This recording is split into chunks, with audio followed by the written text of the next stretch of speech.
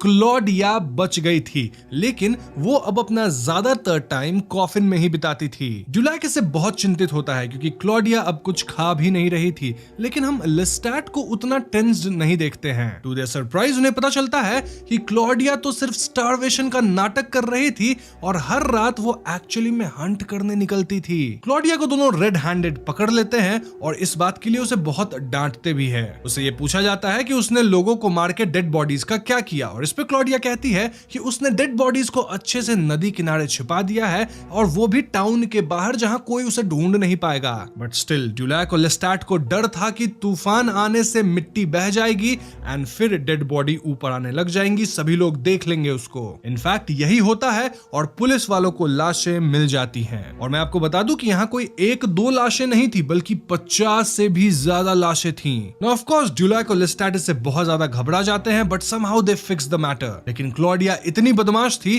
कि वो विक्टिम्स के बॉडी पार्ट्स काट के उन्हें अपने रूम में छिपा दी थी एज ए मेमोआ। मतलब वो करते हैं ना सीरियल किलर, एक अपना मेमोरी के लिए कुछ रख लेते हैं, तो वैसा ही कुछ। इनफैक्ट इसके बाद एक और बड़ा झटका तब लगता है जब पुलिस इनके घर की तलाशी लेने लग जाती है। लेकिन उस दिन क्लॉडिया कैसे तो बचती है, लेकिन टाउन के सभी लोगों को उनकी फैमिली पे शक तो होने लग गया था। और कहीं ना कहीं टाउन के लोग अब सोचने लग गए थे कि ये तीन लोगों की जो फैमिली है ना, इसमें तीनों डेविल हैं। अब इस पॉइंट पे क्लॉडिया रिवील करती है कि उसे डर लग गया था कि क्या कभी उसे कोई वापस से प्यार करने वाला मिलेगा या नहीं, और इसीलिए वो लोगों से मिलती, उनको वैम्पायर में तब्दील करने की कोशिश करती थी, और यही कोशिश करते हुए वो इतने सारे लोगों की जान ले ली। क्लॉडिया अपने जिंदगी से तंग आ जाती है और वो जाकर ड्यूलैक के मैंशन से निकल जाती है to make her own destiny. Dulac इससे हार्ट ब्रोकन हो जाता है क्योंकि उसे क्लॉडिया से प्यार था, मतलब अपनी बेटी की तरह। लेकिन क्लॉडिया अब नहीं रुकने वाली थी, वो अपने सफर पे निकल पड़ती है। अब अगले 7 साल तक क्लॉडिया घर वापस नहीं आती, and in the mean time Dulac उसे सिंगल्स भेजता रहता है requesting her to come back. Dulac Claudia के जाने के गम में इतना डूब जाता है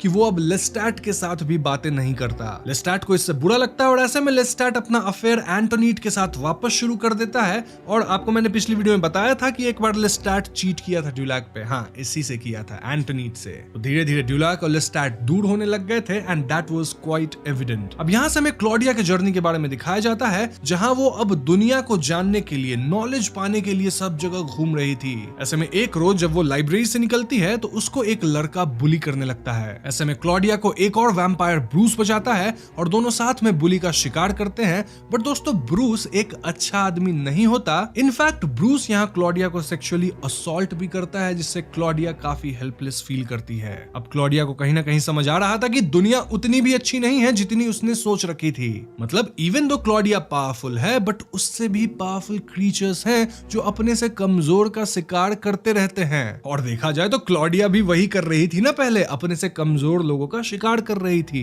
तो हाँ, अब क्लॉडिया को पता चला कि रियल लाइफ क्या होती है, और इस पॉइंट पे वो ड्यूलैक को मिस करने लग गई थी। नाउ ब्रूस से क्लॉडिया को पता चलता है कि ड्यूलैक उसे अभी भी याद करता है, और अब क्लॉडिया ऐसे में अपने घर वापस लौटना चाहती थी। तो दोस्तों इस जर्नी के बाद हम क्लॉडिया को एक नए अवतार में देखते हैं, जहां पहले वो काफी डिसरिस्पेक्टफुल, अनकाइंड एंड अनग्रेटफुल थी, लेकिन अब वो समझदार हो चुकी थी और ड्यूलैक को खुद से ज्यादा प्यार करती थी। खैर, तो अगले सीन में हम ड्यूलैक और उसकी सिस्टर को सिमेट्री में मिलते हुए देखते हैं। बेसिकली ड्यूलैक की सिस्टर ड्यूलैक के लिए वहां एक टूम्ब बनाई थी। क्यों टूम्ब बनाई थी? क्योंकि इनकी फैमिली यानी जो सिस्टर थी वो अज्यूम अप करने लग गई थी कि ड्यूलैक उसके लिए मर चुका है, और वो लोग उससे मूव ऑन करके अपनी एक नई फैमिली, नई लाइफ स्टार्ट करने वाले थे। नाउ ऑफ कोर्स ड्यूलैक इससे बहुत हर्ट होता है कि उसकी खुद की फैमिली उसे इस तरह से ट्रीट कर रही है, और इस दुख में ड्यूलैक रोने लगता है। और यहाँ ड्यूलैक को रोते हुए क्लॉडिया छुप के देख रही होती है। ऐसे में क्लॉडिया ड्यूलैक के पास वापस आ जाती है और she was genuinely sorry about everything. Dulac तो क्लॉडिया को माफ कर देता है, लेकिन लेस्टैट उससे अब भी नाराज था। क्लॉडिया ड्यूलैक को अपने साथ ले जाना चाहती थी क्योंकि उसे लेस्टैट अब पसंद नहीं था, एंड शी वांटेड कि ड्यूलैक एक वर्दी वैम्पायर से प्यार करे, ना कि लेस्टैट जैसे लायर जिसका अफेयर भी बाहर कई लड़कियों और लड़कों के साथ चलता रहता है। अब इस बात में सेंस तो था, लेकिन ड्यूलैक को अपने से दूर जाता देख लेस्टैट को गुस्सा आ जाता है और वो क्लॉडिया को चोक करने लगता है। अब ड्यूलैक क्लॉडिया को बचाने के लिए लेस्टैट से भिड़ जाता है और दोनों बहुत लड़ते हैं, लाइक लिटरली एनिमीज की तरह लड़ने लगते हैं। अब हम सब जानते हैं कि इस लड़ाई को कौन जीतेगा। ऑफ कोर्स लेस्टैट जीतेगा, और ऐसे में ड्यूलैक को लेस्टैट इजीली ओवरपावर कर लेता है। इनफैक्ट उसको खूब मारने के बाद अपने साथ आसमान में ले जाता है। दोस्तों लेस्टैट के पास फ्लाइंग एबिलिटीज भी थी, और वो बहुत हाई अबव द ग्राउंड से ड्यूलैक को नीचे फेंक देता है। ऑफ कोर्स इस ड्रॉप एंड पूरी फाइट की वजह से ड्यूलैक बहुत ज्यादा चोटिल हो जाता है, बट फॉर्चुनेटली वो बच जाता है। लेकिन एक चीज नहीं बच पाती और वो था ड्यूलैक और लेस्टैट का आपस में प्यार। इनफैक्ट अब ये दोनों बहुत दूर हो चुके थे और इसी पॉइंट पे 5th एपिसोड खत्म होता है। तो छठे एपिसोड का नाम है like angels put in hell by God, और इस एपिसोड में हम ड्यूलैक को हील होते हुए देखते हैं। हम समझ पाते हैं कि लेस्टैट वाली लड़ाई के बाद ड्यूलैक काफी बुरी तरह से इंजर्ड हो गया था। मतलब उसकी स्पाइनल कॉर्ड में इंजरी थी, कई सारे उसको कट्स आए थे, ब्रूजेस थे, और उसके पूरे हीलिंग प्रोसेस में क्लॉडिया उसकी मदद कर रही थी, उसकी देखभाल कर रही थी। वैसे लेस्टैट उस भयावह रात के बाद वापस मैंशन नहीं आया था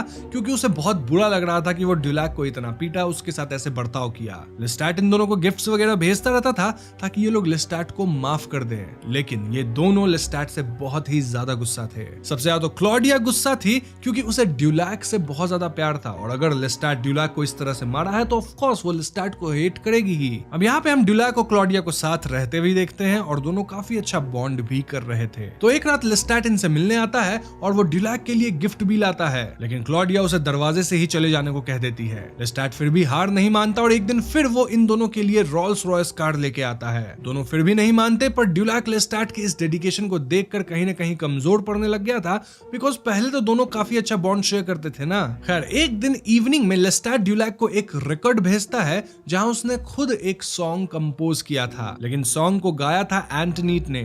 ऑफ कोर्स ड्यूलैक से बहुत ज्यादा फ्रस्ट्रेटेड हो जाता है और वो पूरे मिसिसिपी रिवर के क्रॉस स्विम करके लेस्टैट को जाके कन्फ्रंट करता है। हम देखते हैं कि लेस्टैट अब एंटनीट के साथ होता है, लेकिन ड्यूलैक घर में घुस के लेस्टैट से पूछता है कि तुम चाहते क्या हो, मतलब मुझे रिकॉर्ड भेजा वो भी लड़की की आवाज में। लेस्टैट को उसकी आंखों में अपने लिए प्यार दिख जाता है और दोनों आपस में सुलह करने का डिसाइड करते हैं। तो उस रात सब कुछ ठीक हो जाता है एंड लेस्टैट वाज हैप्पी क्योंकि ड्यूलैक अब वापस आ गया था। एंड इस पॉइंट पे मैं सोच रहा हूँ कि भैया यहाँ चल क्या रहा है, कुछ भी हो रहा है। वैसे भले इनके बीच सुलह हो गया था, लेकिन सुलह के कुछ रूल्स भी होते हैं जो कि लेस्टैट को मानना पड़ता है। फॉर एग्जाम्पल इन तीनों में कोई सीक्रेट्स नहीं होगा, they will not lie to each other, and most importantly Lestat को मारना होगा एंटनीट को। लेस्टैट झिझकता तो है but he somehow agrees to it. Claudia यहाँ लेस्टैट से पूछती है कि उसका मेकर कौन है, और इस पे लेस्टैट कहता है कि वो एक मैग्नस नाम का वैम्पायर था जिसने लेस्टैट को ट्रांसफॉर्म तो कर दिया था, लेकिन उसे बहुत ज्यादा टॉर्चर करा और उस पे पाबंदियां लगा के रखी थी।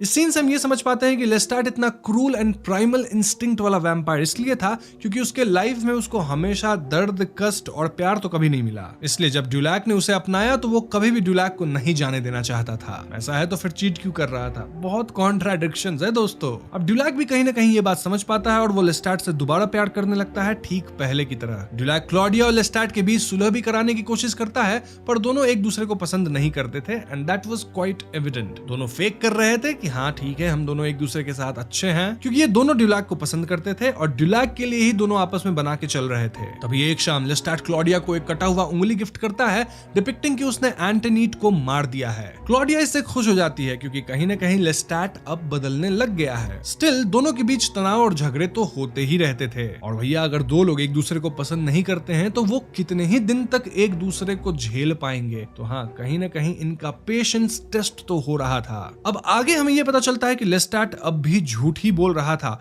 और उसने एंटनीट को नहीं मारा है। वो अब भी एंटनीट के पास जाता है टाइम स्पेंड करने। बेसिकली वो अफेयर अब भी चला रहा है और ड्यूलैक पे चीट कर रहा है। वो सिर्फ एंटनीट की उंगली को काट लिया था ताकि वो क्लॉडिया और ड्यूलैक को प्रूव कर दे कि हाँ मैंने एंटनीट को मार दिया है, लेकिन वो एक्चुअली में ऐसा किया ही नहीं था। अब इस तरह का झूठ कितना ही दिन छिप सकता है, और ऐसे में क्लॉडिया एंड ड्यूलैक को लेस्टैट के इस झूठ का पता चल जाता है। अब भले ड्यूलैक बहुत ज्यादा हर्ट ब्रोकन था, लेकिन फिर भी वो लेस्टैट को छोड़ नहीं पाता। उसे लगता है कि लेस्टैट ऐसा ही है और मुझे ऐसे ही इसके साथ रहना पड़ेगा। बेसिकली ड्यूलैक यहाँ एक टॉक्सिक रिलेशनशिप में था और वो इससे बाहर भी आने की कोशिश नहीं कर रहा था। बट ऑफ कोर्स क्लॉडिया समझदार थी, उसे ये मंजूर नहीं था और वो एक नई जिंदगी ड्यूलैक के साथ शुरू करना चाहती थी जहां वो लेस्टैट और उसकी झूठी दुनिया से दूर रह सके। क्लॉडिया तो यहां से भागने का प्लान भी कर लेती है, लेकिन लास्ट मोमेंट पे ड्यूलैक मुकर जाता है। ड्यूलैक का कहना था कि क्लॉडिया जा सकती है, वो यंग है, वो फ्री है, वो लेस्टैट के कब्जे में नहीं है, लेकिन ड्यूलैक को लेस्टैट के साथ ही रहना है। अब क्लॉडिया ड्यूलैक की हालत समझती थी और इसीलिए वो खुद ही निकल पड़ती है। क्लॉडिया को एक ऐसी जगह की तलाश थी जहां उसे लेस्टैट जैसा घटिया आदमी ना मिले। हम यहाँ क्लॉडिया को ट्रेन के एक लगेज कंपार्टमेंट में छुप के बैठे हुए देखते हैं, जहां वो काफी खुश होती है कि फाइनली भाई वो अपनी जिंदगी अपने हिसाब से जिएगी। अब ड्यूलैक क्लॉडिया को विदा कर घर वापस लौटता है, पर वो अब लेस्टैट से उतना प्यार नहीं करता था जैसे वो पहले किया करता था। वो कहीं ना कहीं टूट चुका था, लेकिन he decided to move on somehow. उसने लेस्टैट को ऐसे अपनाया था जैसे वो उसका फेट हो, और वो अपने फेट से तो नहीं भाग सकता ना। लेकिन कहीं ना कहीं ड्यूलैक इस बात को नहीं समझ रहा था कि उसके पास चॉइस है। तो घर वापस आकर उसको अपने सामने लेस्टैट एंड क्लॉडिया दिखता है। टू आवर सरप्राइज लेस्टैट समहाउ ये जान गया था कि क्लॉडिया छुप के भाग रही थी और वो उस ट्रेन के लगेज कंपार्टमेंट तक पहुंच गया था। लेस्टैट यहाँ क्लॉडिया को मैनिपुलेट कर दिया, ये कह के कि ड्यूलैक को तुम्हारी जरूरत है तो तुम छोड़ के मत जाओ ड्यूलैक को। ऐसे में क्लॉडिया मैनिपुलेट हो गई और इस सीन से एक बात क्लियर था कि लेस्टैट अब तक बहुत ज्यादा टॉक्सिक हो चुका था और वो सबकी लाइफ को कंट्रोल करना चाहता था, चाहे वो क्लॉडिया हो, ड्यूलैक हो या फिर इवन एंटनीट। लेकिन भले क्लॉडिया वापस आ गई थी, लेस्टैट को ऐसा लग रहा था कि वो जीत गया अपने मैनिपुलेशन में, बट इंटरनली कहीं ना कहीं ये परिवार अब पूरी तरह से टूट चुकी थी। खैर, तो अगले सीन में लेस्टैट और क्लॉडिया चेस खेल रहे होते हैं, जहां Claudia was talking to Dulac through her mind. जी हाँ, वैम्पायर्स आपस में माइंड टू माइंड भी बात कर सकते हैं। और यहाँ क्लॉडिया कहती है कि लेस्टैट को वैम्पायर बनाने वाला मैग्नस बहुत ज्यादा क्रूअल था and he treated Lestat as slave. शायद यही वजह है कि उसी ने मैग्नस को भी मार डाला होगा। और अब लेस्टैट वही काम इनके साथ कर रहा है, मतलब कहीं ना कहीं वो क्लॉडिया और ड्यूलैक को अपने स्लेव की तरह ट्रीट करता है। भले प्यार वगैरह करता है, लेकिन अपना स्लेव ही मानता है। तो इससे पहले कि सब कुछ उसके कब्जे में आ जाए, उन लोगों को कुछ करना होगा और लेस्टैट से दूर भागना होगा। क्लॉडिया कहती है कि वो लेस्टैट को मार देगी तभी वो फ्री हो सकेंगे, लेकिन ड्यूलैक कहता है कि वो बहुत स्ट्रांग है और उसे हम दोनों नहीं मार पाएंगे। लेकिन क्लॉडिया डिटरमिन्ड थी, वो कहती है कि बहुत हो गया, अब मैं इसे और नहीं झेल सकती। क्लॉडिया कहती है कि अगर ड्यूलैक उसे नहीं मार सकता, इस लड़ाई का हिस्सा नहीं बन सकता, तो वो अकेले ही उसे मारेगी। अब यहाँ क्लॉडिया एक राज ड्यूलैक को बताती है। पता है ये राज क्या था? राज ये था कि ड्यूलैक भी अपने मन में कहीं ना कहीं लेस्टैट को मारना चाहता था। जस्ट दैट वो लेस्टैट से इतना प्यार करता था या फिर उससे इतना डरता था कि वो ऐसा कर नहीं सकता। तो हाँ, कहीं ना कहीं क्लॉडिया ड्यूलैक को मना रही थी कि लेट्स डू इट, इसे खत्म किया जाए। और ध्यान रहे दोस्तों, ये सारी planning and plotting through minds हो रही है, जिसे लेस्टैट नहीं सुन पा रहा था। अब कहानी के एंड में 1973 की भी कुछ झलकियां दिखाई जाती है, जब डैनियल मोलॉय फर्स्ट टाइम ड्यूलैक से मिले थे। एंड उस सीन में हमने राशिद को भी देखा था,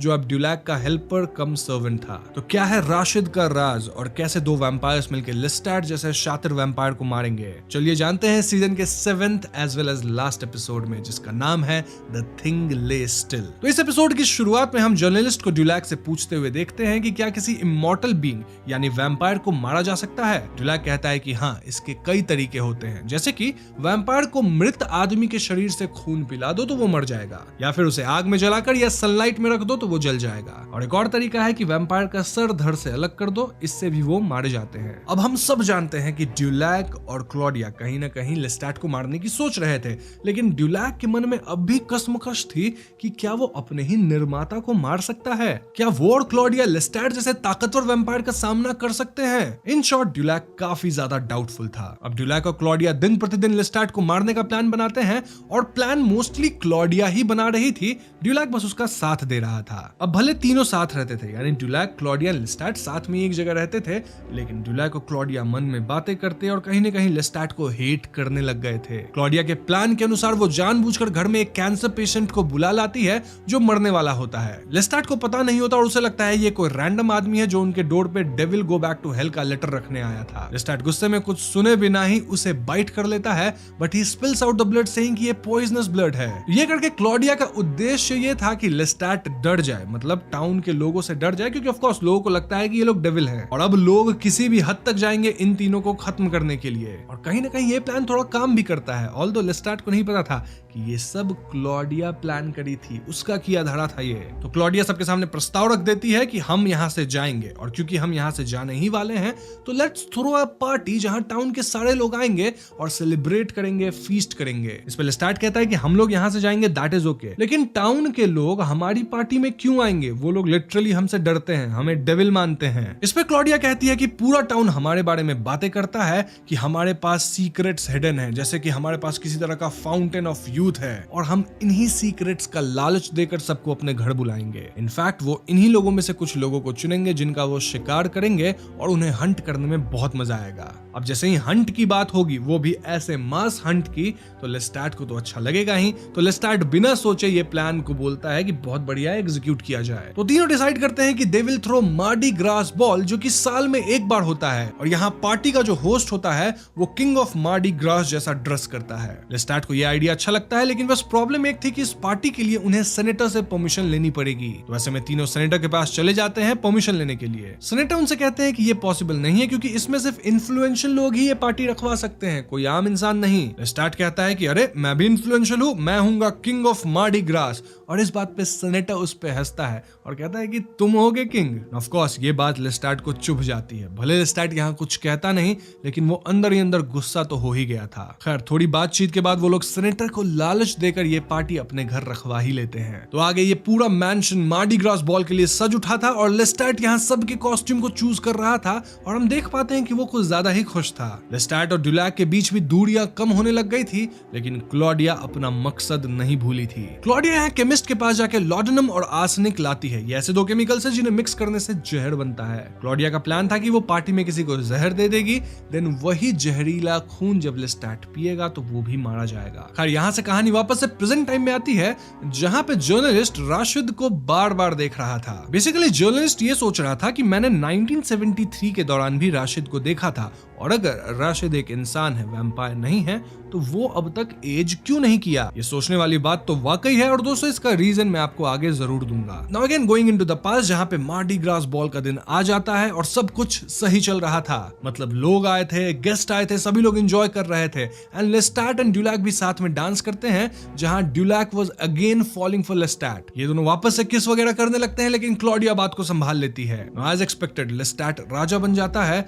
एंड तीनों वैम्पायर्स लोगों को चुनने में लग जाते हैं। बेसिकली ये लोग ऐसे लोगों को चुनते हैं जिनसे जाके कहते हैं कि क्या आपको हमारे जवान दिखने का सीक्रेट चाहिए? अगर चाहिए तो आफ्टर द बॉल रुक जाना और हम लोग इसे रिवील करेंगे। क्लॉडिया ये मौका दो ट्विन ब्रदर्स को देती है। इनफैक्ट उस सेनेटर को भी चुना जाता है along with the police commissioner. ऐसे ही बहुत सारे लोग को चुना जाता है, और शायद ड्यूलैक अब लेस्टैट से वापस प्यार करने लगा था। क्यों मैं ऐसा कह रहा हूँ? क्योंकि ड्यूलैक अब क्लॉडिया से पूछने लग गया था कि क्या हम इस प्लान को अब रोक सकते हैं। मतलब वो अब कहीं ना कहीं लेस्टैट को नहीं मारना चाहता था। इस पे क्लॉडिया कहती है कि नहीं, प्लान अब नहीं रुकेगा। इनफैक्ट वो ट्विंस में से एक ब्रदर को ऑलरेडी पॉइजन कर दी है, प्लान अब आगे बढ़ेगा ही। तो आफ्टर द पार्टी कई सारे लोग जिन्हें बोला गया था वो लोग मैंशन में रुक जाते हैं, और तब शुरू होता है ये हंट। सबसे पहला शिकार लेस्टैट उसी सेनेटर का करता है। क्यों? क्योंकि वो सेनेटर लेस्टैट पे उस दिन हंसा था। मतलब लेस्टैट को अपना इंसल्ट याद था। बहुत बदले की भावना भी है इसके अंदर। खैर धीरे धीरे सब लोग मारे जाते हैं, और इनमें क्लॉडिया एंड ड्यूलैक एक ट्विन को चेयर पे बैठा के रखते हैं। लेस्टैट जब उस कमरे में आता है तो वो उससे कहते हैं कि हमने इस भाई को तुम्हारे लिए बचा कर रखा है ताकि तुम इस पे फीड कर सको। बट हम व्यूअर्स जानते हैं कि दैट वाज नॉट ट्रू, और इस ट्विन ब्रदर के ब्लड में अब जहर था। अब दोस्तों सिर्फ हमें ही नहीं बल्कि लेस्टैट को भी ये सब पता था। जी हाँ दोस्तों, लेस्टैट जानता था कि क्लॉडिया ने ये सारा खेल रचा है उसे मारने के लिए, और लेस्टैट को सारे प्लान की खबर शुरुआत से ही थी। लेकिन हैरानी की बात यह है कि अगर ये सारी प्लानिंग टेलीपैथिकली हुई थी तो लेस्टैट को इसका मालूम कैसे पड़ा? मतलब वो तो क्लॉडिया और ड्यूलैक के मन वाली बातों को नहीं सुन सकता ना। बट टू आवर सरप्राइज लेस्टैट यहाँ एंटोनेट को बुलाता है, जो कि अब एक वैम्पायर थी और वो लेस्टैट की स्पाई भी थी। वो पार्टी में ही मौजूद थी और उसे इन दोनों की सारी बातें सुनाई दे रही थी। जब क्लॉडिया ड्यूलैक को कही थी एक ट्विन को पॉइजन कर दिया गया है, तो तभी एंटोनेट ये बात लेस्टैट को बता दी थी, और इसी तरह से लेस्टैट को सब कुछ पता लग चुका था। वैसे में एंटोनेट क्लॉडिया को फोर्स करती है to suck the blood from the twin, और उसे पीना भी पड़ता है। But to our surprise Lestat को खून की उल्टी होती है, क्योंकि पॉइजन ट्विन के ड्रिंक में नहीं बल्कि सेनेटर के ड्रिंक में थी, जो लेस्टैट का सबसे पहला शिकार था। जी हाँ दोस्तों, क्लॉडिया को पहले से पता था कि एंटोनेट को सब मालूम है, एंड दैट इज व्हाई वो लाई करी थी कि वो किसको पॉइजन करी है। एंटोनेट को क्लॉडिया ओवरपावर कर देती है और उसे मारकर इंसिनरेटर में जला देती है। वहीं ड्यूलैक आखिरी बार लेस्टैट को हक करते हुए उसे वहीं पे खत्म कर देता है। अब यहाँ क्लॉडिया लेस्टैट को भी जलाना चाहती थी, लेकिन ड्यूलैक ऐसा नहीं कर पाया। रादर ये लोग उसे कारपेट में फोल्ड करके ट्रंक में रख के ट्रैश में डाल देते हैं। इसके बाद ये दोनों मैंशन खाली करके न्यू ऑर्लिन्स के लिए निकल पड़ते हैं for their trip of Europe. और यहाँ से कहानी अगेन प्रेजेंट टाइम पे आती है, जहाँ पे जर्नलिस्ट ये सब सुन रहा था, लेकिन जर्नलिस्ट कम चालाक नहीं था दोस्तों। वो तुरंत क्रॉस क्वेश्चन करता है कि तुमने लेस्टैट की बॉडी को क्यों नहीं जलाया जबकि तुमने एंटोनेट को जला दिया। ड्यूलैक कहता है कि वो ऐसा नहीं कर सकता था क्योंकि वो अपने डियर वंस की मौत से डरता है। इस पे जर्नलिस्ट मोलॉय कहता है कि ठीक है तुम नहीं कर सकते थे, लेकिन क्लॉडिया तो कर सकती थी ना, वो तो बेरहम थी और तुमने उसे किसी ट्रंक में डाला है या किसी कॉफिन में जो अंदर से भी खोला जा सकता है, और शायद तुमने जानबूझकर उसे ट्रैश में डाला क्योंकि ट्रैश सीधा डंप यार्ड में जाता है, जहां अगर बाई चांस लेस्टैट जिंदा हुआ तो वो आराम से चूहों पे फीड कर सकता है, क्योंकि ऑफ कोर्स डंप यार्ड के अंदर तो बहुत बड़े साइज के चूहे होते हैं।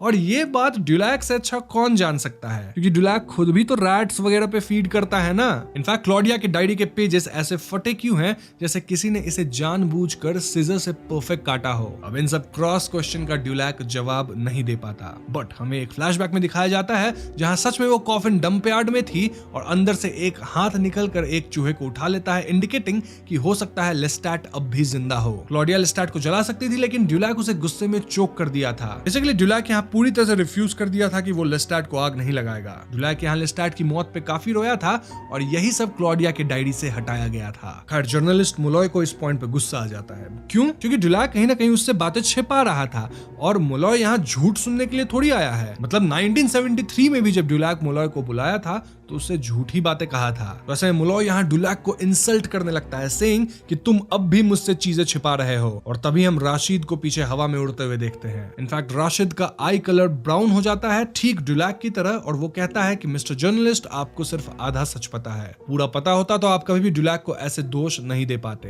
राशिद हवा में ऊपर उठकर शेल्फ से एक एल्बम निकालता है एंड ड्यूलैक मुलॉय से कहता है कि ये 514 साल पुराना प्राचीन वैम्पायर आर्मंड है and he is the love of my life. Journalist Rashid से पूछता है कि तुम तो सन में जा सकते हो, तो तुम ऐसा कैसे कर सकते हो? वो आंसर करता है कि हम काफी ओल्ड है और अब सन हमें बर्न नहीं कर सकता, और वो ड्यूलैक का हमेशा ख्याल रखता है। बेसिकली अगर एक वैम्पायर काफी दिनों तक जिंदा रह जाता है, जैसे इस केस में 500+ ईयर्स, तो सन का असर उस पर खत्म हो जाता है। शुरुआत में हम ड्यूलैक एंड अरमांड को देखते हैं और यहाँ पे अरमांड के हंट करने का टाइम हो गया था। ऐसे में अरमांड यहाँ से निकल लेता है और वो ड्यूलैक से इंटरव्यू कंटिन्यू करने को कहता है। अब उसके जाते ही मुलॉय ड्यूलैक से कहता है कि मुझे हमारे 1973 वाले इंटरव्यू की सारी बात याद नहीं है, लेकिन मैं सच में वो किस्सा तुमसे सुनना चाहूंगा। ड्यूलैक को भी ज्यादा कुछ याद नहीं था, लेकिन दे बोथ अग्री कि ठीक है, let's try to remember everything. तो कहानी अब 1973 के सैन फ्रांसिस्को में चली जाती है, जहां डैनियल मुलॉय पहली बार ड्यूलैक से मिला था एक बार के अंदर। उस टाइम मुलॉय एक यंग बॉय था जिसे जर्नलिस्ट बनना था। ड्यूलैक से बात करते वो उससे फैसिनेट हो जाता है और वो डिसाइड करता है कि वो ड्यूलैक का इंटरव्यू लेगा as proposed by the vampire himself. Dulac उससे कहता है कि तुम एक बुक छाप लेना अबाउट दिस, जिससे तुम काफी फेमस हो जाओगे। इसके बाद दोनों ड्यूलैक के अपार्टमेंट में जाते हैं और यहाँ मैं आपको बता दूं कि मुलॉय को ऐसे ड्यूलैक की बातों पे विश्वास नहीं था, लेकिन यहाँ वो शायद ड्रग्स लेने के चक्कर में आ गया था। तो इंटरव्यू शुरू होता है, लेकिन मुलॉय ड्यूलैक का मजाक बनाने लगता है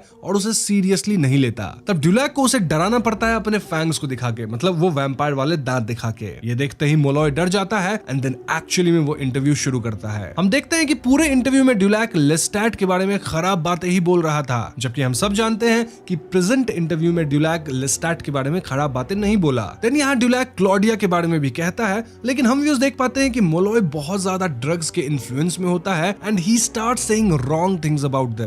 वो नशे में ड्यूलैक से ये भी कहता है कि मैं तुम्हारा क्लॉडिया बनने को तैयार हूँ, तुम मुझसे प्यार करो एंड ऑल दैट स्टफ। इससे ड्यूलैक को बहुत गुस्सा आ जाता है और वो मुलॉय को बाइट कर देता है। तभी अरमांड आके मुलॉय को बचाता है एंड लकीली मुलॉय सिर्फ बेहोश हुआ था, मतलब वो मरा नहीं था। अब ड्यूलैक भी मुलॉय का खून पी के थोड़े नशे में आ गया था और ऐसे में वो झगड़ा करना शुरू करता है। अरमांड ड्यूलैक से कहता है कि तुम अपना हिस्ट्री दुनिया वालों को नहीं बता सकते क्योंकि ये वैम्पायर रूल के खिलाफ है। लेकिन ड्यूलैक अरमांड को इंसल्ट करता है सेइंग कि तुम बोरिंग हो और तुमने मेरी लाइफ डिकेड आफ्टर डिकेड डल बना दी है। यहाँ ड्यूलैक और अरमांड की आर्ग्यूमेंट काफी हीटेड हो जाती है और गुस्से में ड्यूलैक धूप में चला जाता है ताकि वो खुद को खत्म कर ले, लेकिन कैसे भी करके अरमांड उसको बचा लेता है। अब ड्यूलैक बच तो जाता है लेकिन उसे बहुत चोट लग गई थी। देन मुलॉय को भी अरमांड बहुत टॉर्चर करता है एंड इवेंचुअली ही डिसाइड्स कि वो उसे एक पीसफुल मौत देगा। अरमांड ड्यूलैक से पूछता है कि तुमने इंटरव्यू में लेस्टैट के बारे में सिर्फ बुरी बातें ही क्यों बताई, जबकि सच्चाई तो ये है कि तुम लेस्टैट से बहुत प्यार करते थे। अरमांड गेस करता है कि मे बी ड्यूलैक चाहता है कि लेस्टैट उसकी झूठी बातें पढ़ ले एंड देन वो ड्यूलैक को खुद ढूंढ निकाले, क्योंकि शायद अब भी ड्यूलैक लेस्टैट को ही चाहता है। इसी दौरान अरमांड ड्यूलैक की हालत टेलीपैथिकली लेस्टैट को भी बताता है और दोस्तों पूरे सीजन में हमें पहली बार ये श्योर हो जाता है कि लेस्टैट न्यू ऑर्लिन्स में मरा नहीं था और शायद अब वो वापस से पूरी तरह हील भी हो गया है। अरमांड जब मुलॉय को टॉर्चर करता है तब हम उस प्लास्टिक रैप डेड बॉडी को भी देख पाते हैं जिसके विजन्स मुलॉय को आते थे, इंडिकेटिंग दिस इंसिडेंट। ड्यूलैक मुलॉय को कभी कभी भी मरने नहीं देना चाहता था और वो कैसे भी करके अरमांड को रोक लेता है, लेकिन शर्त ये थी कि वो उसकी मेमोरी फॉगी कर देगा और वो कोई भी बुक पब्लिश नहीं करेगा। तो एज प्लान्ड अरमांड ने मोलॉय की मोस्ट ऑफ द मेमोरी को धुंधला कर दिया था और उसे ड्रग ओवरडोज करा के बाहर छोड़ दिया। लेकिन मोलॉय की एक याद नहीं मिटी थी। कौन सी याद? वो जहां ड्यूलैक उस पे हमला किया था। और साथ ही ड्यूलैक ने उसके मन में कुछ अच्छी बातें भी डाली थी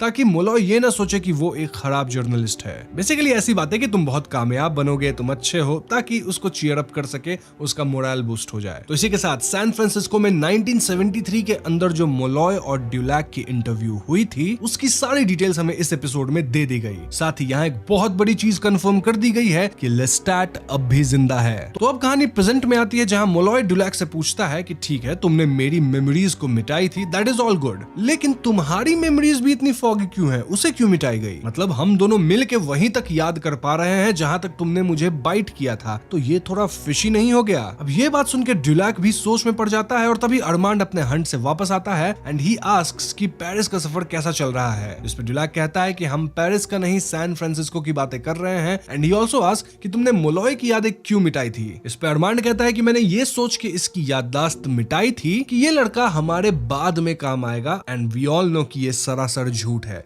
यहीं पे 13th एपिसोड खत्म हो जाती है। अब 14th एपिसोड की कहानी के शुरुआत में हम डैनियल मोलॉय को रियल राशिद से मिलते देखते हैं जो कि ड्यूलैक का सर्वेंट था। यहाँ मोलॉय राशिद से पूछता है कि टेप्स किसने सेंड किए थे, लेकिन इस पे राशिद कुछ नहीं कहता और उठकर वॉशरूम चला जाता है। तभी वो अननोन इंसान उसके साइड वाली सीट पे आके बैठता है एंड तब हम जान पाते हैं कि यह आदमी टेलामैस का ग्रुप का एक मेंबर था। जी हाँ दोस्तों, जिन्होंने मेरी मेफेयर विचेस की एक्सप्लेनेशन देख रखी है उन्हें टेलामैस का ग्रुप के बारे में जरूर पता होगा। नहीं भी पता तो मैं आपको बता दूं कि ये एक ऐसा ग्रुप है जो कि दुनिया में अनोखे पावर्स वाले लोग पे नजर रखते हैं और शायद राशिद भी इसी ग्रुप का मेंबर था क्योंकि वो मोलॉय को इस आदमी से बात करने का अलाउ करता है और घर आकर भी वो ये बात छुपाता है। खैर टेलामैस्का के ऑफिसर से बात करते हुए मोलॉय पूछता है कि क्या तुम मुझे बचा सकते हो? इस पे ऑफिसर नो कहता है क्योंकि ग्रुप का काम बस देख रेख के लिए है विथ नो बिग पावर्स, वो लोग दखल अंदाजी नहीं करते। मोलॉय को बेसिकली अब वैम्पायर के डेरे से सेफली बाहर निकलना था और वो टेलामैस्का की हेल्प मांगता है। यहाँ हम क्लियरली समझ पाते हैं कि मोलॉय को अरमांड से डर लगने लगा था, लेकिन वो आदमी जिसका नाम शायद आरजे था वो कहता है कि तुमको दूसरे वाले से डरना चाहिए, pointing to Dulac and he also says कि टेलामैस्का के बिहाफ पे तुम उन दोनों से कुछ क्वेश्चंस पूछो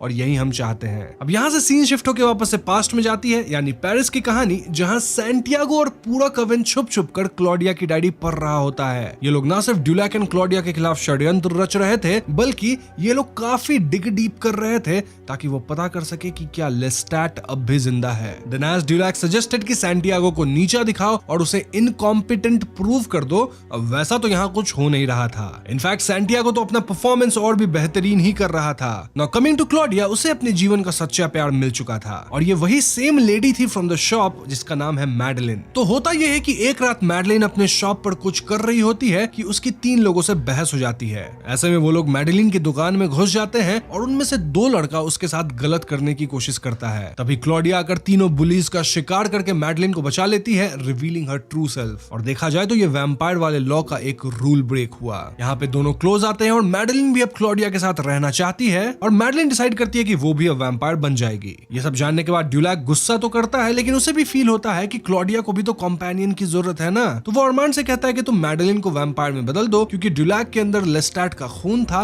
और क्लॉडिया नहीं चाहती कि मैडलिन के अंदर भी लेस्टैट का अंश हो। लेकिन अरमांड इसके लिए राजी नहीं होता क्योंकि उसने कभी भी किसी मॉर्टल को वैम्पायर नहीं बनाया था। क्लॉडिया भी ये बात समझ जाती है और मन मार के रह जाती है विद द कवन। और कवन में भी अब आग तो लग चुकी ही थी बिटवीन सैंटियागो एंड अरमांड और दोनों के बीच अब बहुत झगड़े भी होने लग गए थे। ऐसे में थक हार के ड्यूलैक मैडलिन को वैम्पायर में तब्दील करने का जिम्मा अपने सर पे लेता है एंड फाइनली वो मैडलिन को वैम्पायर बना भी देता है। उसी रात क्लॉडिया एंड मैडलिन पेरिस छोड़ के भाग जाते हैं to have a good life and Armand भी अपना सामान लेकर ड्यूलैक के पास जाता है कि कवन ने उसे चॉइस दिया है कि या तो वो कवन छोड़ दे या फिर कवन के सारे वैम्पायर्स मिलके इन तीनों का शिकार करेंगे। एज सबको मैडलिन वाली बात पता चल गई थी तो इनके पास अब चॉइस भी ज्यादा था नहीं। तो ऐसे में ड्यूलैक और अरमांड अब साथ रहने लगते हैं और कुछ समय बाद वो लोग क्लॉडिया एंड मैडलिन से भी मिलने जाते हैं एक कैफेटेरिया में। सब लोग मिलके एक अच्छा टाइम बिता रहे होते हैं कि तभी सैंटियागो आता है और वो इन तीनों लोगों को किडनैप करके ले जाता है। बट सोचने वाली बात यह है दोस्तों कि सैंटियागो अब बदला लेने क्यों आया है, क्योंकि उसने तो अरमांड के साथ समझौता कर लिया था ना कि अगर ये लोग चले जाएंगे तो सब कुछ ओके है। इसका जवाब भी आपको कहानी के साथ इवेंचुअली मिल ही जाएगा। खैर आगे सीन शिफ्ट होकर थिएटर डेस वैम्पायर में फोकस करता है, जहां हमें पता चलता है कि आज ये नाटक दिन के वक्त हो रहा है और नाटक का थीम क्या होगा? Well, trial of these 3 vampires. 3 vampire कौन? ड्यूलैक, क्लॉडिया एंड मैडलिन। बेसिकली इन तीनों पे अब सभा बैठेगी और इनको अपने किए गए सारे जुर्म और वैम्पायर रूल्स तोड़ने पे सजा सुनाई जाएगी। नाउ ये एक वन टाइम शो था जिसे देखने पूरा शहर आया था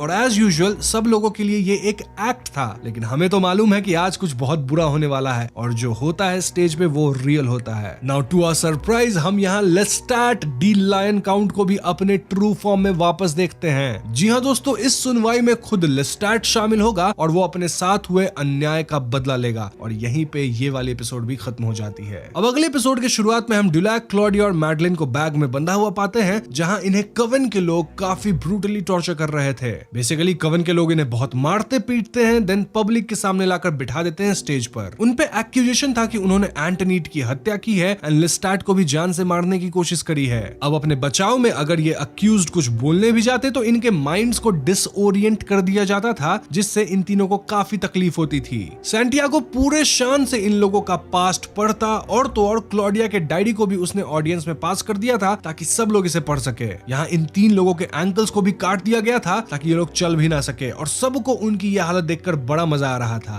क्योंकि ऑफ कोर्स सबको लग रहा था कि ये किसी तरह का प्ले है, लेकिन यहाँ चीजें सच में हो रही थी। इसी के बीच स्टेज में लेस्टैट आकर बैठता है तो सुनवाई शुरू होती है और सीजन 1 के हर एक इंपॉर्टेंट इंसिडेंट को यहाँ नैरेट किया जाता है थ्रू लेस्टैट्स पॉइंट ऑफ व्यू। लेकिन दोस्तों इस एपिसोड की एक खास बात यह है कि हमें पूरे सीरीज का सच दिखाया जाता है through his narration. I mean अब तक हमें मोस्ट ऑफ द चीजें आधी अधूरी और एक पीओवी से बताई गई थी, लेकिन इस हियरिंग के दौरान सारी चीजें क्लियर हो जाएगी जो कि अब तक हुई है। तो आइए हम सब इसे पॉइंट टू पॉइंट समझते हैं। तो बात यह थी कि अरमांड ने अपने जान के बदले इन तीनों वैम्पायर्स का सौदा किया था। उसने कवन के दिए हुए शर्त के बारे में झूठ बोला था एंड इन रिटर्न उसने इन 3 वैम्पायर के लाइफ को सैक्रिफाइस किया था, मतलब सैंटियागो और लेस्टैट को सौंप दिया इन तीनों को। तभी तो अरमांड यहाँ नहीं है, वो बच गया, वो सौदा किया था। लेकिन कवन ने अरमांड को भी अभी तक बंदी बनाकर रखा था, जो कि ये सब देख रहा था, मतलब जो भी स्टेज पे हो रहा है। अब लेस्टैट यहाँ खुलासा करता है कि उसके फर्स्ट लव निकी को अरमांड ही मारा था and it was shocking for Dulac. And हम जान पाते हैं कि सच में लेस्टैट हमेशा से काफी अकेला रहा था टिल ही फाउंड ड्यूलैक। बेसिकली लेस्टैट बदला तो लेना चाहता था ड्यूलैक से, लेकिन कहीं न कहीं वो अब भी ड्यूलैक को प्यार करता था। और दोस्तों आपको याद है जिस रात वो क्लॉडिया को आग से बचाकर मैंशन ले आया था, उस रात क्या हुआ था? उसके बारे में लेस्टैट ये सच बताता है कि क्लॉडिया को वैम्पायर बनाने से पहले लेस्टैट ने ड्यूलैक को वार्न किया था। वार्निंग ये कि ये ग्रेट लॉज ऑफ वैम्पायर के अगेंस्ट है, यानी कि बच्चे को ये लोग वैम्पायर नहीं बना सकते। और क्लॉडिया उस वक्त सिर्फ 14 साल की थी। सोच के देखो, अगर क्लॉडिया वैम्पायर बन जाएगी तो वो इटर्निटी के लिए बच्ची ही रह जाएगी।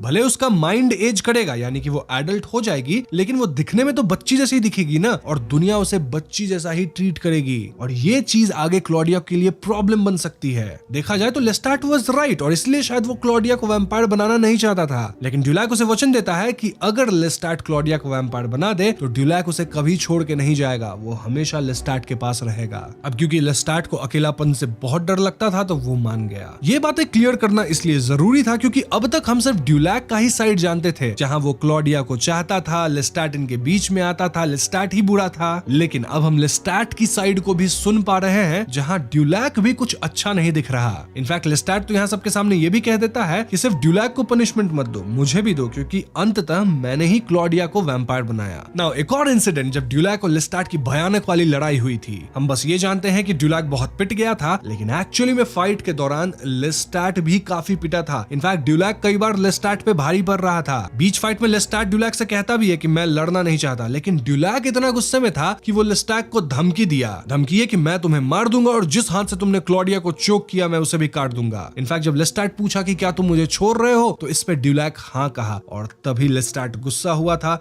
एंड देन फाइनली उसे ऊपर ले जाके नीचे फेंका था। इस बात के लिए लेस्टैट आज भी सॉरी है, बट इस पॉइंट पे हम कहीं ना कहीं ड्यूलैक का भी दोगलापन देख पा रहे हैं। अब हियरिंग के दौरान क्लॉडिया बोलती है कि लेस्टैट ड्यूलैक को काफी ऊपर से नीचे फेंक दिया था और अब वो आके सॉरी बोल रहा है तो सब कुछ ठीक हो गया, राइट? तो हमने भी ऐसे ही लेस्टैट को पॉइजन करके मारने का कोशिश किया, लेकिन लेस्टैट तो अब भी जिंदा है, तो हम भी सॉरी बोल के निकल जाते हैं। अब सुनने में तो ये बहुत बकवास सी आर्ग्यूमेंट लगती है, लेकिन अगर आर्ग्यूमेंट में दम भी होता तो भी कोई फर्क नहीं पड़ने वाला था, क्योंकि पूरी जूरी तो बायस थी। स्टिल समहाउ क्लॉडिया बोलती है कि मैं हमेशा इन दोनों के झगड़े में फंस जाती हूँ और आज भी लेस्टैट तुम मेरे लिए नहीं आए हो, तुम ड्यूलैक को सजा देने आए हो। क्लॉडिया ऐड करती है कि ये किसी तरह का ट्रायल नहीं है, ये तो पूरा प्री प्लान्ड करके सब कुछ किया गया है और हम यहाँ सिर्फ सजा सुनने आए हैं, तो जल्दी से सजा सुनाओ और सब कुछ खत्म करो। अब यहाँ एक छोटे से एनिमेशन के द्वारा हम जान पाते हैं कि कैसे पेरिस के कवन डायरीज पढ़ के लेस्टैट को सिग्नल भेजे थे और उसे यहाँ बुलाए थे for this big event. I mean ये सब आज फर्स्ट टाइम नहीं हो रहा है, ये तो कवन ने बहुत पहले से ही डायरेक्ट किया हुआ था और आज एग्जीक्यूट हो रहा है, सब कुछ प्री प्लान्ड। तो फाइनली इस कवन की जूरी अपना डिसीजन बताने लगती है। सबसे पहले मैडलिन बेचारी को तो मौत ही मिल जाती है क्योंकि उसे रॉन्गफुली कन्वर्ट किया गया था विदाउट द नॉलेज ऑफ कवन मास्टर, जो कि सैंटियागो खुद को मान लिया था। अब यहाँ मैडलिन के पास एक चॉइस था कि अगर वो कवन को ज्वाइन कर लेती है तो शायद उसे डेथ पेनल्टी नहीं मिले, लेकिन मैडलिन यहाँ क्लॉडिया के साथ हमेशा रहना चाहती थी। वो कवन को ज्वाइन करने से इनकार कर देती है, तो इसीलिए उसे मौत ही मिलती है। वहीं क्लॉडिया को भी सभी लोग गिल्टी मानते हैं और उसे भी मौत ही दी जाती है। अब ड्यूलैक को भी सभी लोग गिल्टी मानते हैं, लेकिन उसे मौत नहीं मिलती बल्कि उसे बैनिशमेंट दिया जाता है, क्योंकि हमें दिखाया जाता है कि साइड में बैठे अरमांड ने शायद सबको मैनिपुलेट करके उसको डेथ पेनल्टी से बचा लिया था और इसलिए सबने कहा कि उसे बैनिश कर दो, मारो नहीं। तो इसके बाद ड्यूलैक को एक कॉफिन में बहुत सारे पत्थरों के साथ बंद कर दिया जाता है, क्योंकि ऑब्वियसली कवन वाले उससे हेट करते थे। वो चाहते थे कि ड्यूलैक इसी कॉफिन में रह जाए और स्टारवेशन से मारा जाए। आई मीन ये पूरा एक गेम प्लान था जो कि कवन ने अच्छे से एग्जीक्यूट भी किया। On the other hand Claudia मरने से पहले एक पावरफुल स्पीच देती है कि मैंने तुम सभी के चेहरे देख लिए हैं और अगर कोई आफ्टर लाइफ होगा तो मैं वहां से वापस आकर तुम सबको मार दूंगी और अगर नहीं भी होगा तो भी मार दूंगी। इसके बाद स्टेज पे उसे और मैडलिन को सबके सामने ही जला दिया जाता है थ्रू सनलाइट, लेकिन क्लॉडिया जाते हुए आखिरी चेहरा लेस्टैट का ही देखती है and her eyes were full of pity. So after all this finally Claudia execute हो गई थी। नाउ प्रेजेंट टाइम में मोलॉय आर्मंड से पूछता है कि तुमने ड्यूलैक को बचा लिया और क्लॉडिया को नहीं, ऐसा क्यों? इसके आंसर में वो बस इतना कहता है कि आई कुडंट प्रिवेंट इट और कुछ रीजन देता नहीं और इसी पॉइंट पे ये एपिसोड खत्म हो जाती है। तो फाइनली इस सीजन का लास्ट एपिसोड और ये सबसे बढ़िया एपिसोड है। तो इस एपिसोड की शुरुआत में ड्यूलैक अपने कॉफिन में अपनी मौत का इंतजार कर रहा होता है। क्लॉडिया की मौत से वो बहुत दुखी और होपलेस था। उसके शरीर के सारे चोट भर गए थे, लेकिन वो अब स्टार्व कर रहा था। अब प्रेजेंट में मोलॉय अरमांड से पूछता है कि तुमने ड्यूलैक को सेव किया, इसके लिए तुम्हें क्या सजा मिली? वो कहता है कि सब मुझसे नफरत करते थे और मुझे एज अ वर्कर ट्रीट करते थे। इनफैक्ट बढ़िया खाना भी नहीं मिलता, उसे बस रैट्स फीड किया जाता था। नाउ इन द पास्ट हर रात ड्यूलैक दर्द और भूख से चिल्लाता था और अरमांड बताता है कि कैसे उसने ड्यूलैक को कॉफिन से बाहर निकाला। वो बेसिकली एक सैक्रिफाइस रखा कॉफिन में और उसको ड्यूलैक के कॉफिन के साथ बदल दिया। इसके बाद अरमांड ने ड्यूलैक को उसका खून पिलाकर वापस जिंदा किया। तो वापस थोड़ी शक्ति पाने के बाद ड्यूलैक फुल रेज में था और वो पूरे कवन को आग लगा देना चाहता था। वो पूरी तैयारी करता है और थिएटर में आग लगा देता है। अब क्योंकि ड्यूलैक को अरमांड बचाया था तो वो अरमांड को पहले ही बता देता है कि कल तुम इवनिंग थिएटर से निकल जाना। खैर तो ये आग काफी वाइड स्प्रेड थी और यहाँ दो वैम्पायर भागने की कोशिश भी करते हैं, लेकिन ड्यूलैक उनका बाइक ब्लास्ट करवा देता है। रही बात सैंटियागो की, तो भैया उसको तो ड्यूलैक इंसल्ट करता ही है एंड देन उसका सर ही काट देता है। अरमांड ड्यूलैक से टेलीपैथिकली पेरिस छोड़ के जाने को कहता है, लेकिन वो नहीं जाता। इंस्टेड वो तो रिवेंज ले लिया था सबसे। अब वो अरमांड मिलते हैं और तब वो पूछता है कि तुम मुझसे झूठ कब से बोलने लगे, और अरमांड शर्मिंदा होकर कहता है कि जिस रात तुम मैडलिन को चेंज करने वाले थे उसी रात से मैं कवन वापस गया था, तो उन लोगों ने मुझे पकड़ लिया और मुझे कुछ और नहीं सूझा, तो मुझे डर लगा कि कहीं तुम भी मुझे छोड़ के ना चले जाओ, इसीलिए मैंने कवन वालों का साथ दिया था। तो बेसिकली उस दिन से ही प्ले की तैयारी चल रही थी।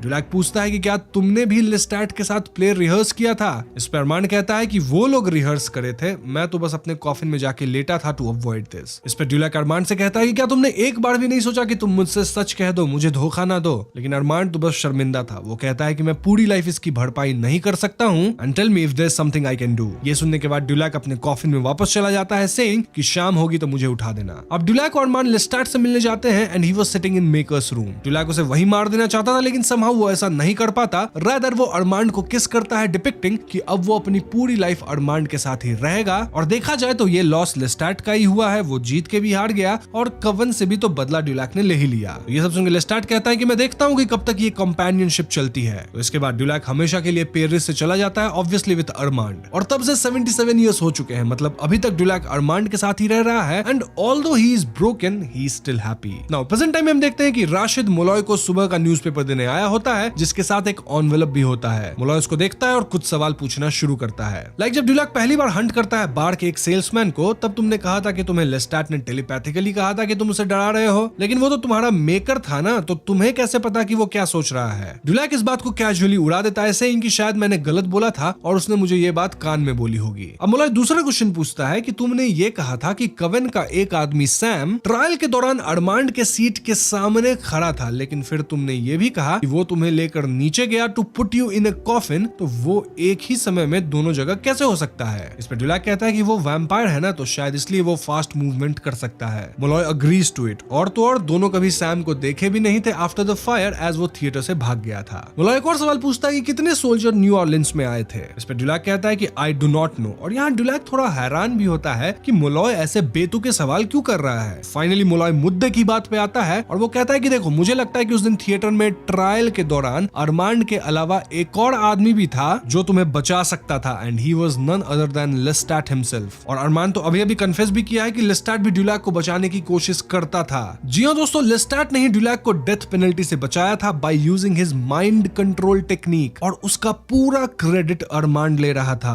अरमांड अब गुस्से में बात को टालने लगता है, लेकिन मोलॉय के पास यहाँ एक स्पेशल चीज थी जो कि वो ड्यूलैक के हाथ में थमाता है। ये थी एक्चुअल स्क्रिप्ट उस ट्रायल की। जी हाँ, प्रिंटेड स्क्रिप्ट। और यहाँ हम अरमांड की लिखी हुई रिमार्क्स को देख पाते हैं, इंडिकेटिंग कि अरमांड न सिर्फ प्ले को देखा था बल्कि उसने ही ट्रायल को डायरेक्ट किया था, क्योंकि वो ड्यूलैक और क्लॉडिया दोनों को मृत देखना चाहता था। और हाँ, ये बिल्कुल सही था, क्योंकि फ्लैशबैक में हमें एक सीन दिखाया जाता है जहां सच में अरमांड ही लेस्टैट एंड सैंटियागो को डायरेक्ट कर रहा था, and he was totally involved with the कवन। नॉट ओनली दिस, वो जो माइंड कंट्रोल किया जा रहा था ना ट्रायल के दौरान, वो भी अरमांड का ही प्लान था। तो भैया यहाँ आ गया है ट्विस्ट, लेकिन सवाल यह है कि मोलॉय को ये सब कैसे पता? वेल, जिस सैम नाम के वैम्पायर का जिक्र हुआ था ना कहानी में, वो एक्चुअली में टैलामस का ग्रुप का एक एजेंट था। वो आग से बच भी गया था और उसी ने ये स्क्रिप्ट आज मोलॉय को पार्सल कराया था। Dulac was in shock and guilt कि ऑल दिस 77 इयर्स वो लेस्टैट को हेट करते रहा। वो अरमांड से प्यार करता था, लेकिन वो एक झूठी जिंदगी जी रहा था, एक ऐसे इंसान के साथ जिसने क्लॉडिया को मरवाया। और मोलॉय की वजह से ही ड्यूलैक इतने बड़े सच से रूबरू हुआ है। अब मोलॉय को टेलामैस्का से मैसेज मिलता है कि जितना जल्दी हो सके तुम वहां से निकलो। इस पॉइंट पे ड्यूलैक मोलॉय से थैंक्स कहता है और उसके घर वापस जाने का इंतजाम भी करा देता है। साथ ही वो अरमांड को थ्रेटन करता है कि अगर मोलॉय को कुछ हुआ तो मैं तुम्हें जान से मार डालूंगा। ये कहकर ड्यूलैक निकल पड़ता है। तो इसके बाद ड्यूलैक तुरंत न्यू ऑरलिंस पहुंचता है, जहां वो अपने ओल्ड टाउन को देख सके, मतलब अपने लाइफ की जहां उसने बेस्ट मोमेंट्स बिताए थे विद लेस्टैट। ड्यूलैक को अब समझ में आ गया था कि उससे कितनी बड़ी गलती हो गई है, और शहर घूमते वक्त वो एक लड़का को देखता है जो कि चूहा पकड़ रहा था। ड्यूलैक इस लड़के का पीछा करता है और वो देखता है कि एक टूटे हुए शाबी से प्लेस में लेस्टैट रह रहा है। वो बिल्कुल वीक हो गया है क्योंकि वो ह्यूमंस को हंट करना बंद कर चुका है, और शायद अब वो भी स्मॉल एनिमल्स पे ही फीड करता है। यहाँ ड्यूलैक लेस्टैट से मिलता है और उससे पूछता है कि तुमने मुझे बताया क्यों नहीं कि तुम ही मुझे बचा रहे थे। इस पे लेस्टैट कहता है कि मैंने सोचा कि तुम खुद रियलाइज करोगे, और देखो तुम आ गए। यहाँ लेस्टैट काफी रोता है क्योंकि वो क्लॉडिया को नहीं बचा पाया था, और इस पॉइंट पे दोनों काफी इमोशनल होते हैं। लेकिन इमोशनल होने के बाद ये दोनों यूनाइट भी हो चुके थे। ड्यूलैक अब कहता है कि तुमने मुझे इमॉर्टैलिटी गिफ्ट करी थी, एंड ऑल माई लाइफ मैंने उसे कर समझा, लेकिन अब मुझे समझ में आ गया है कि ये एक गिफ्ट है जिसे मैं एम्ब्रेस करूंगा। मैंने तुम्हें बहुत दुख दिया है क्योंकि मैं सेल्फिश था, खुद सफर कर रहा था तो तुम्हें भी दर्द देता था, लेकिन अब मैं दिल से तुम्हें शुक्रिया करना चाहता हूँ for what you made me. दोनों क्लॉडिया को याद करके बहुत रोते हैं, और लेस्टैट सच में सॉरी कहता है फॉर नॉट सेविंग क्लॉडिया। वो कहता है कि मरने से ठीक पहले क्लॉडिया उसकी तरफ देखी थी ताकि वो क्लॉडिया को बचा सके, जैसे एक बच्ची देखती है अपने पिता की तरफ, लेकिन वो कुछ नहीं कर सका।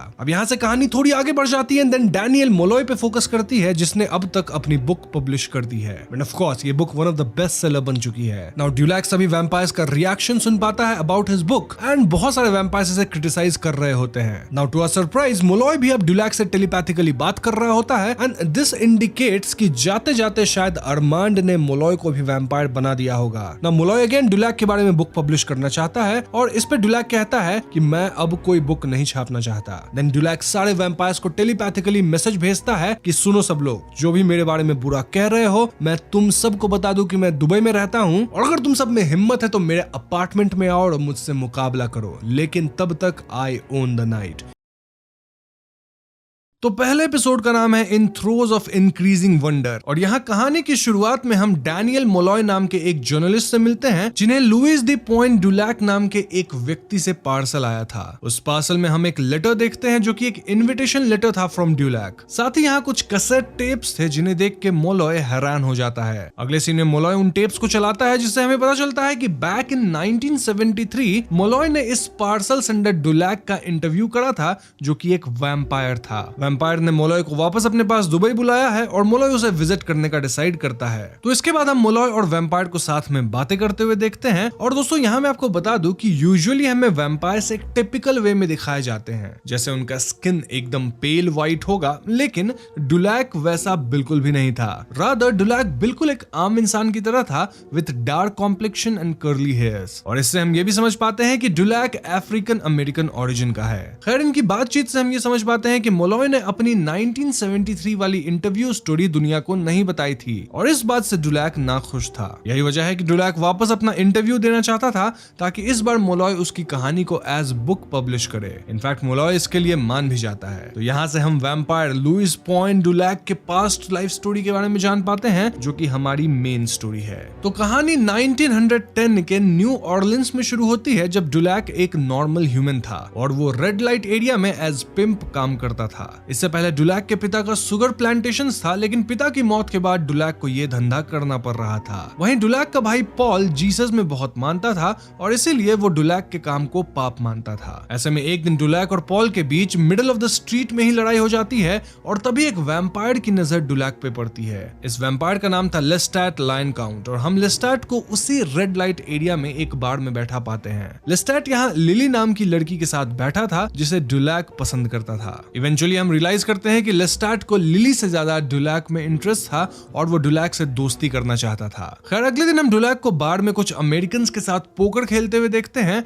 और यहाँ नोटिस करने वाली बात यह थी कि डुलैक इकलौता ब्लैक पर्सन था और हालांकि उसे सबके साथ बैठने दिया गया था फॉर द गेम, लेकिन सभी व्हाइट लोग उसे अपने से नीचे मान रहे थे। ये कहीं ना कहीं 1910 के टाइम के अमेरिकन स्टेट को दर्शाता है जब रेसिज्म काफी प्रेवलेंट था। अब उस टेबल पे लेस्टैट भी था और गेम के बीच में लेस्टैट सभी को हिप्नोटाइज कर देता है एक्सेप्ट डुलैक। इसके बाद लेस्टैट डुलैक से कहता है कि उसे न्यू ऑरलिंस में सेटल होने के लिए डुलैक की मदद चाहिए। इसके बदले में लेस्टैट डुलैक को एंजॉय करवाएगा और उसे वो रिस्पेक्ट गेन करवाएगा जो डुलैक डिजर्व करता है, लेकिन उसे मिलती नहीं। डुलैक इस प्रस्ताव को मान लेता है और इसके बाद से डुलैक और लेस्टैट दोनों दोस्त बन जाते हैं। ये दोनों साथ में काफी वक्त बिताने लगते हैं एंड इट वाज क्लियर कि लेस्टैट को डुलैक से प्यार हो गया था। खैर एक दिन डुलैक लेस्टैट को अपने घर डिनर पे इनवाइट करता है और यहाँ डुलैक का भाई पॉल लेस्टैट के साथ अच्छा बर्ताव नहीं करता। इनफैक्ट डुलैक और पॉल सबके सामने ही जीसस के बारे में आर्ग्यू करने लग जाते हैं, जिससे डिनर टेबल का माहौल खराब हो जाता है। हम इस दौरान लेस्टैट के पास्ट के बारे में भी जान पाते हैं,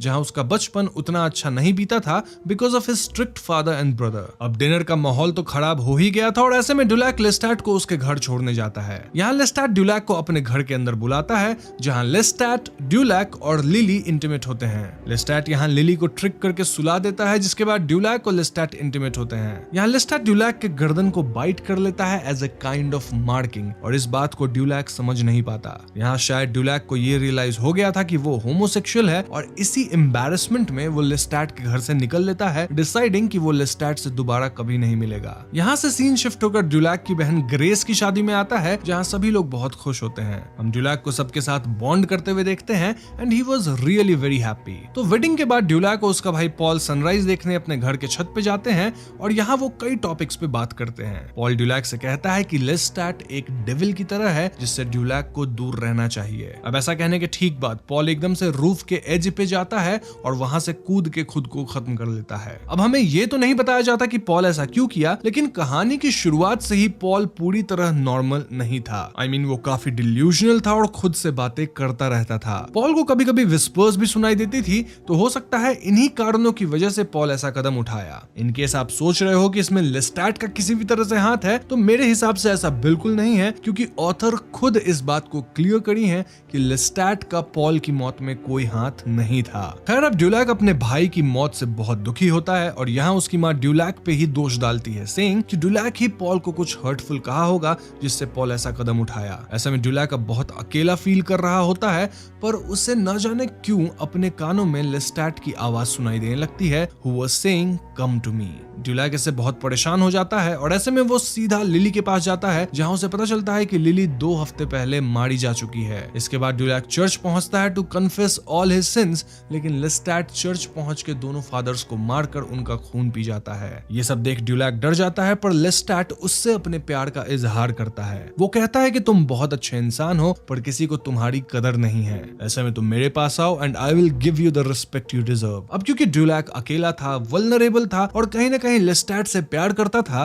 इसीलिए वो लेस्टैट के प्रस्ताव को मान लेता है और लेस्टैट उसे एक वैम्पायर में तब्दील कर देता है। दोस्तों, हमें यह भी पता चलता है कि लिली को लेस्टैट ही मारा था, क्योंकि अकॉर्डिंग टू हिम लिली एक प्रोस्टिट्यूट वाली भद्दी जिंदगी जी रही थी, जिससे बेहतर तो मौत ही होगी। यहाँ ये भी रीजन हो सकता है कि लेस्टैट ड्यूलैक को पूरी तरह से अकेला कर देना चाहता था, ताकि ड्यूलैक उसके पास ही आए। यहीं पे फर्स्ट एपिसोड खत्म हो जाती है। तो सेकंड एपिसोड का नाम है after the phantoms of your farmer self, और इस एपिसोड की शुरुआत में हम ड्यूलैक के ट्रांसफॉर्मेशन को देखते हैं from a human to a vampire. Dulac के पास कुछ स्पेशल पावर्स आ गए थे, लाइक हाई लेवल ऑब्जर्वेशन, हल्की फुल्की आवाज को भी दूर से सुन लेना, लोगों के दिमाग को पढ़ लेना वगैरह वगैरह। ड्यूलैक ये सब पावर्स एंजॉय करने लगता है और लेस्टैट उसे शिकार करना भी सिखाता है। ये दोनों एक बार में जाकर एक आदमी को उठा ले आते हैं ताकि उसका खून पी सके। ड्यूलैक अपनी प्यास बुझाने के लिए इस आदमी का पूरा खून पी जाता है, लेकिन ये सब होने के बाद ड्यूलैक को कहीं ना कहीं बुरा फील होता है, क्योंकि वो एक इनोसेंट आदमी को मार गिराया था। ऐसे में ड्यूलैक वापस घर जाने लगता है और घर जाते वक्त सवेरा हो जाता है और सनलाइट के आते ही ड्यूलैक बुरी तरह जलने लग जाता है। ड्यूलैक किसी तरह बच के लेस्टैट के पास वापस आता है और इस पॉइंट पे ड्यूलैक डिसाइड्स कि वो लेस्टैट के साथ ही रहेगा। अब यहाँ से कहानी प्रेजेंट टाइम में आती है,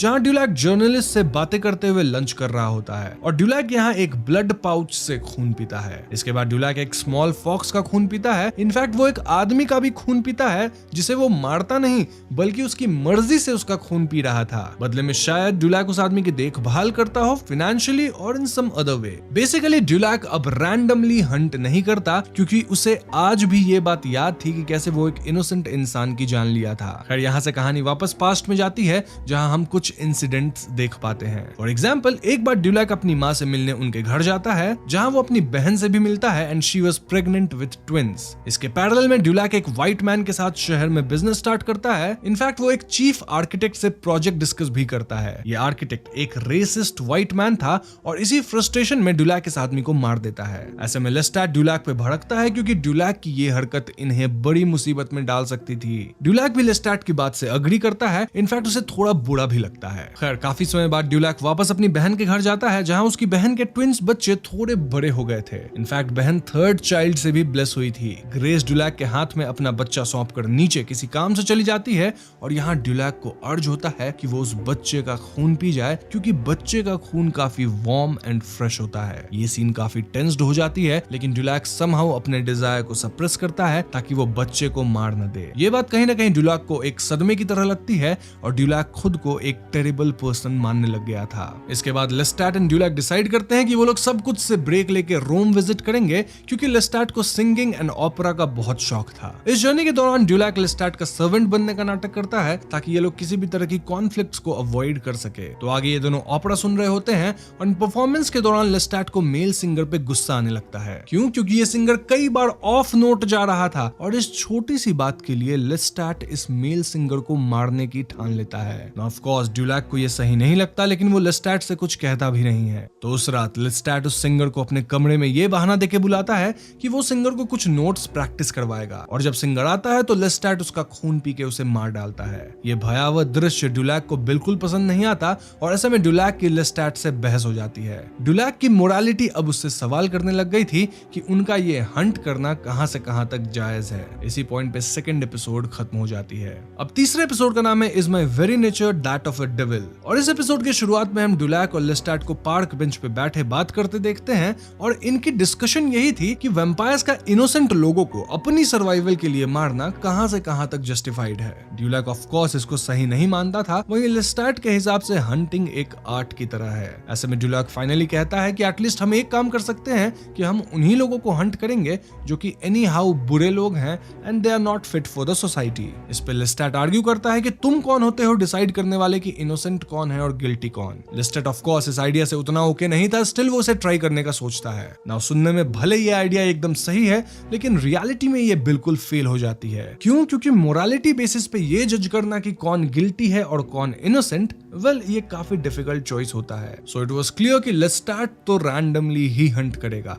और ड्यूलैक उसे रोक नहीं सकता। इसलिए ड्यूलैक डिसाइड्स कि एटलीस्ट वो हंट नहीं करेगा और सर्वाइवल के लिए छोटे एनिमल्स को हंट करेगा, लाइक कैट्स, रैट्स, फॉक्सेस वगैरह वगैरह। आगे कहानी में एक ऐसा मोमेंट आता है जहां हम ड्यूलैक और लेस्टाट के चीटिंग एंड हार्ट ब्रेक वाले मोमेंट्स को भी देखते हैं, लेकिन मैं इन मोमेंट्स को विस्तार से एक्सप्लेन नहीं करूंगा क्योंकि ये मोस्टली ड्रामा है एंड मेरा फोकस मेन स्टोरी लाइन या फिर हॉरर एलिमेंट्स पे रहेगा। खैर आगे हम एक इंपॉर्टेंट सीन देखते हैं जहां हम जान पाते हैं कि पास्ट का जो इंटरव्यू हुआ था, यानी 1973 वाली इंटरव्यू, उसमें ड्यूलैक ने करंट इंटरव्यू से बिल्कुल कॉन्ट्रास्टिंग बातें करी थी। जी हाँ, पास्ट में ड्यूलैक खुद को एज विक्टिम बताया था जो कि लेस्टाट के चंगुल में फंस गया था। मतलब लेस्टाट एक बुरा वैम्पायर था, लेकिन इस प्रेजेंट इंटरव्यू में ड्यूलैक लेस्टाट को अपना love of life, soulmate and mentor बता रहा था। यानी लेस्टाट के बारे में अब वो अच्छी बातें बोल रहा था। ऐसे में जर्नलिस्ट ड्यूलैक से पूछता है कि क्या ये इंटरव्यू स्टेज्ड है? मतलब क्या तुम जानबूझ के अपने और लेस्टाट के नाम को क्लीन करने के लिए ये सारी बातें कह रहे हो? इसके जवाब में ड्यूलैक कहता है कि पास्ट में उससे गलती हो गई थी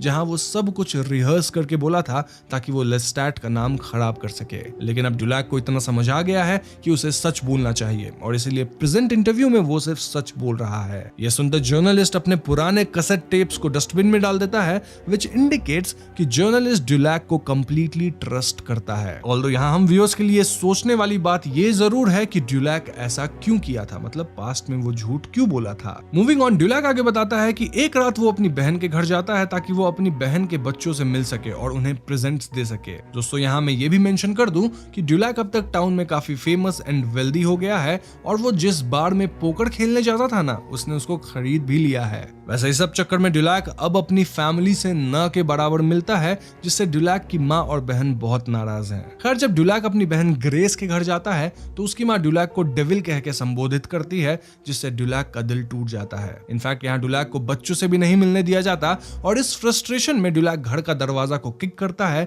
जिससे मेन एंट्रेंस ही टूट जाता है। ड्यूलैक का ऐसा रूप देख सभी लोग डर जाते हैं और ड्यूलैक भी शर्मिंदगी में वहां से निकल लेता है। इस सीन से क्लियर था कि ड्यूलैक की फैमिली अब उसके अगेंस्ट थी, यानी इस दुनिया में लेस्टाट के सिवाय ड्यूलैक का अब कोई नहीं बचा था। यहाँ ड्यूलैक घर आके लेस्टाट से भी लड़ता है, सेइंग कि लेस्टाट ही उसे वैम्पायर बनाया, जिस वजह से ड्यूलैक का भाई, उसकी बहन, इनफैक्ट उसकी पूरी फैमिली उससे छिन गई है। खैर सीन चेंज होकर कुछ और टाइम आगे जाता है जहां हम जान पाते हैं कि ड्यूलैक की बार अब बंद होने के कगार पे है। ड्यूलैक इससे काफी चिंतित होता है और उसे ऐसा लगने लगा था कि शहर के व्हाइट लोग उसके खिलाफ होकर उसे टारगेट कर रहे हैं। बेसिकली यहाँ रेसिज्म हो रहा है। इसी दौरान ड्यूलैक के क्लब में उसकी एक अमेरिकन आदमी से बहस हो जाती है और वो गुस्से में अपने बार के बाहर नो व्हाइट्स अलाउड का बोर्ड लगा देता है, मतलब सिर्फ कलर्ड पीपल अलाउड है। Now of course this was a bit too much, जिससे सभी लोग गुस्से में आ जाते हैं। इनफैक्ट पुलिस भी आके ड्यूलैक का बार बंद करवा देती है। ड्यूलैक को लगता है कि ये सब उस व्हाइट मैन की वजह से हुआ है और ऐसे में ड्यूलैक डिसाइड करता है कि वो उस व्हाइट मैन को हंट करेगा।